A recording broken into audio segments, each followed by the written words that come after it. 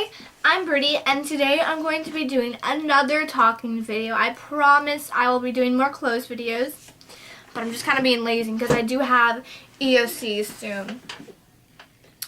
So today I'm going to be doing a fun little video, and it is my top 21 favorite movies. And I chose 21 because I like odd numbers better than evens. I don't know why, I just do, so I wanted to do 21. Yeah, and they're in no particular order, and there's definitely a lot of movies that I've left out. I've watched so many movies in my lifetime that I honestly cannot. I could list a million, not a million, I could probably list 100. Or more, I don't even know. I've watched more than 100 movies. But let's get started. Number 1, Riding in Cars with Boys. And Riding in Cars with Boys is an amazing movie. I'm never going to get tired of it. I watched it at a young age, and I probably shouldn't have watched it that young. But I watched it when I was 9, and I've loved it ever since. Dream became my favorite song. I still know the lyrics. I still love that song. It's not my favorite now, but still, I really suggest watch it. It's not just meant for girls. Guys could watch it. My dad loves the movie too. Number 2, Girl Interrupted. And that is another Brittany Murphy movie, but it's not focused around her. It's focused around Winona Ryder and Angelina Jolie. And that movie is amazing. It's a great story. I do relate to this movie a lot. I'm not going to get into that, but it's a great movie. It's definitely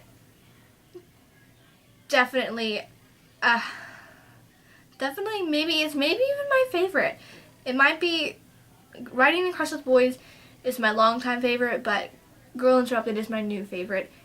It's an amazing story. I don't want to tell you the plot because I don't want to give anything away because I tend to do that, but definitely check it out.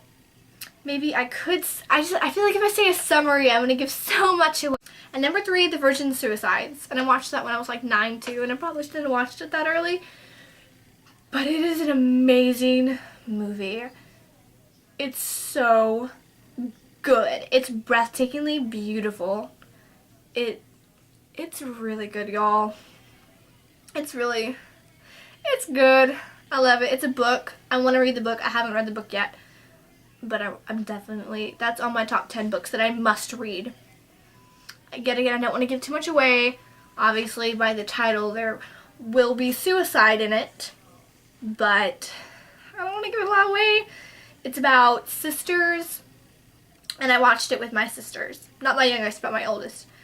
Number 4, Perks of Being a Wildflower, which I did read the book for that, but I read it after watching the movie. So if you haven't read the book and if you haven't watched the movie, read the book first, because the majority of the scenes in the movie from the book are in the movie.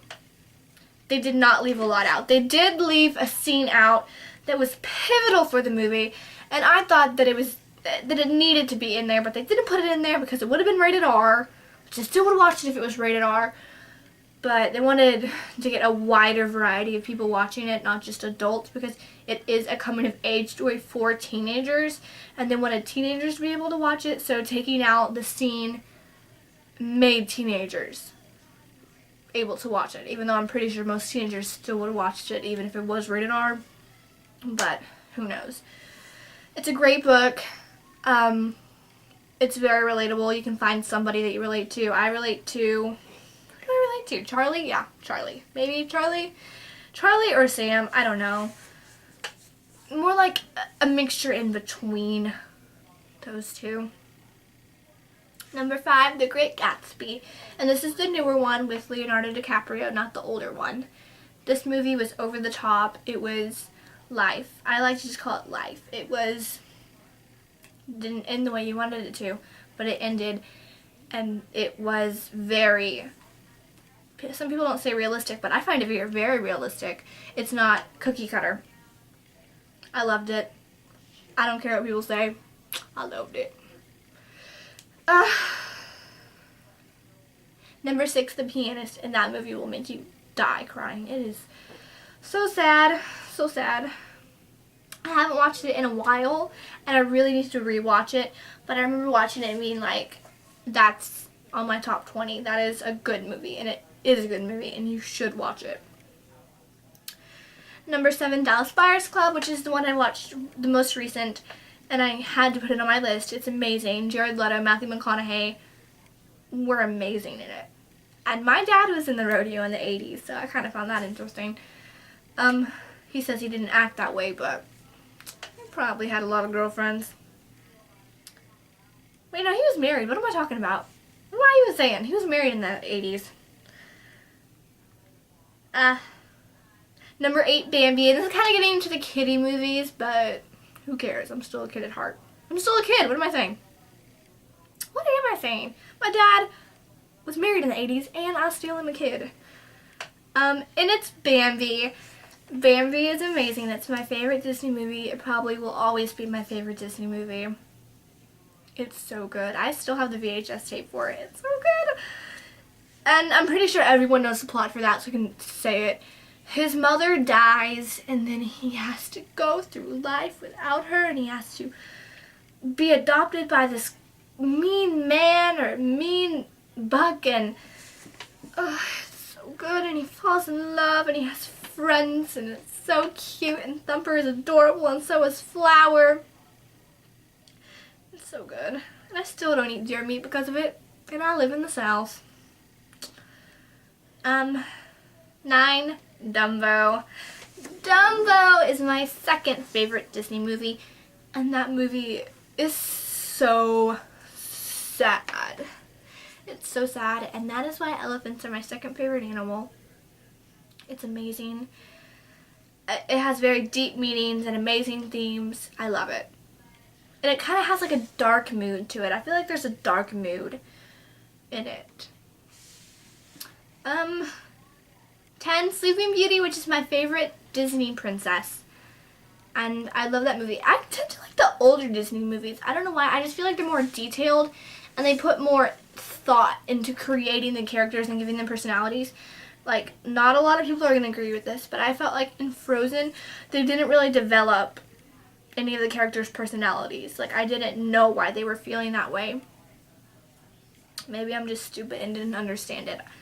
But I felt like they didn't really develop their personalities in Frozen.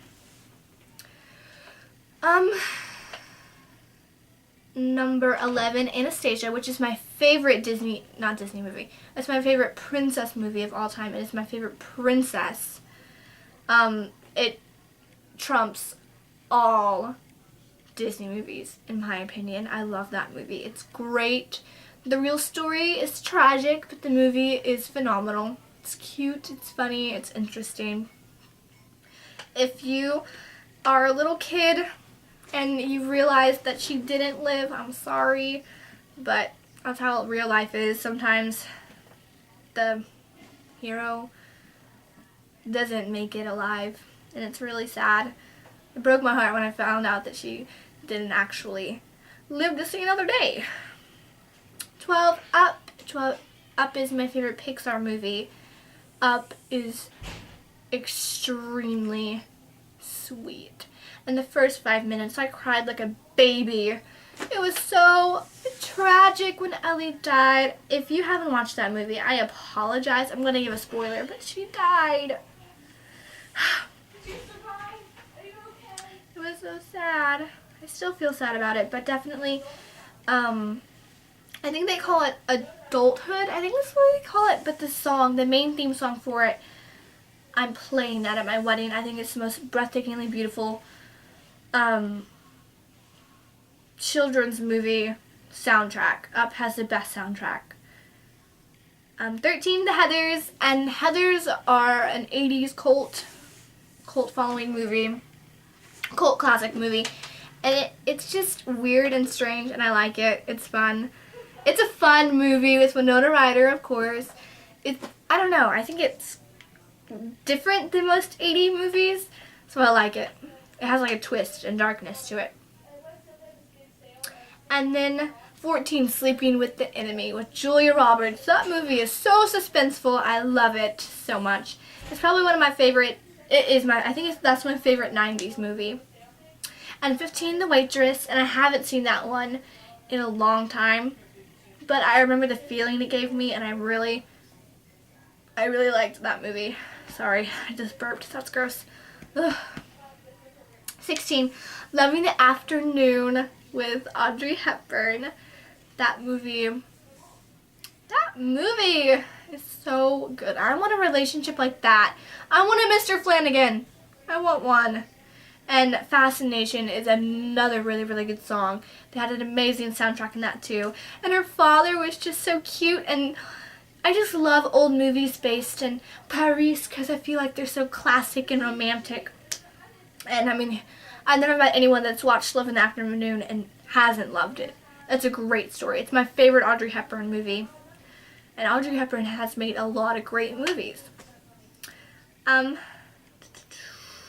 17, Romeo and Juliet, and that is not the one with Leonardo DiCaprio. This one, I think it was like 67 or something like that.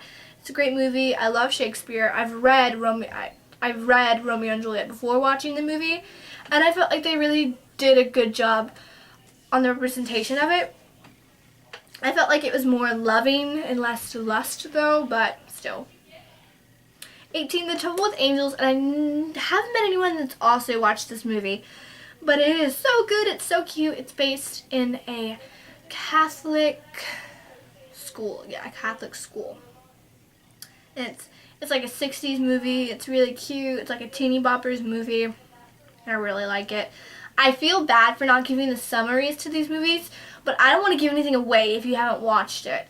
I'm just listing things so maybe you can see my taste in shows and you can recommend some of yours, and then look up these movies. Because if I hadn't watched these movies and someone had just suggested them to me, I definitely would have watched it, and I would have loved them for showing them to me.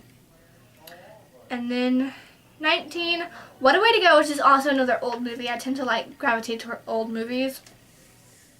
And What a Way to Go is with Shirley MacLaine. It's cute, it's funny, it is just spunky. I like it. And then 20, Daydream Nation with Kat Dennings. And it is so twisted, y'all. It's so twisted. I love that movie so much. So much. It's very indie. If you're not really interested in indie movies, I wouldn't watch it because it's extremely indie. But it's still really, really good. At least it's not as indie as, what is that called? Something Children. It's like that movie. I watched a movie with my sister and it was on Netflix, and it had like one of the McCulkin brothers, and that was weird. And then 21, Napoleon Dynamite. It's my guilty pleasure movie. I know all the lines in it. It is hilarious. It has a dry sense of humor. The movie is so bland that I love it. I don't know why I love it, but I have the Vote for Pedro t-shirts. I love that movie so much. So I hope you enjoyed this video, and leave some suggestions down below. I definitely will look at them. I didn't list any scary movies because I tend to gravitate to the old scary movies, and I didn't want my whole list to just be old movies. I wanted to put some newer ones in there. So I hope you enjoyed, and like this video, comment, subscribe, do what you gotta do to make yourself happy, and have a nice day. I'm Brittey. Don't know why I repeated that, but I hope you enjoyed this video and I hope you liked it. I promise I will make more, I'll make more fashion videos. And yeah, oh, and by the way, this shirt is from Urban Outfitters.